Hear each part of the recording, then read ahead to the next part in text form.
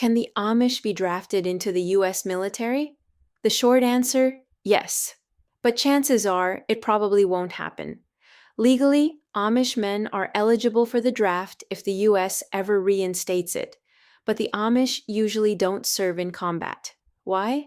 Their religious beliefs strongly oppose violence.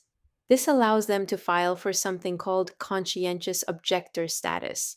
A conscientious objector is someone who asks to be exempt from military service because they sincerely oppose war. The Amish qualify because they grow up in communities that value peace and nonviolence. Courts and the military find it hard to argue against that. So while they could technically be drafted, they would likely be exempted from serving in combat roles due to their conscientious objection to warfare. During World War II, Amish men didn't fight on the front lines. They still served their country, just in ways that didn't clash with their beliefs. They worked in hospitals, on farms, or in forestry projects. They contributed, but without carrying weapons or causing harm. The Amish believe strongly in nonviolence. They refuse to participate in activities that involve using weapons or harming others. This includes being part of any system, like the military, where they might be required to take someone's life or cause injury to other people. In the past, the military often rejected requests for exemption from service if they thought the person was just trying to avoid combat.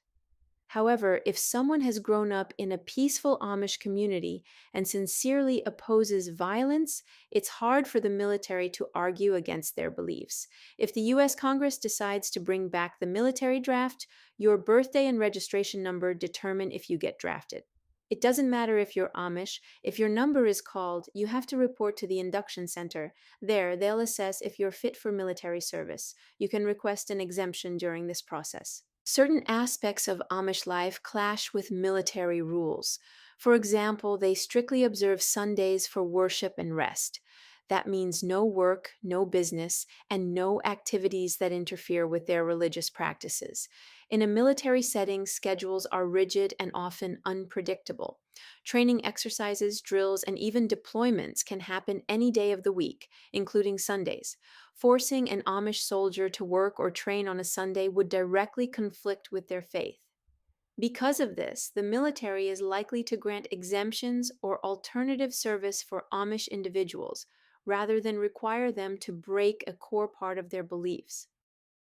The Amish also grow facial hair after marriage, which can conflict with military grooming standards. To avoid complications, the military is likely to respect Amish practices rather than force them into service. The Amish population in the US is around 370,000, which is relatively small. So even though the Amish are eligible for the draft, not including them wouldn't really cause any problems for the military. The US government offers alternative service options for people who refuse to fight for religious or moral reasons, like the Amish.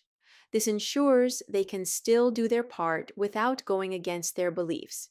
This system shows how the US tries to respect religious beliefs while still fulfilling national duties. It's a way to include pacifist groups like the Amish in national service without forcing them to break their faith. Peaceful service counts too. The Amish prove that you can support your country without picking up a weapon. Hey, do you want more Amish content you can't get anywhere else? Subscribe to Amishpedia and take a closer look at Amish life. If you enjoyed this video, don't forget to like and share. It helps others discover it too.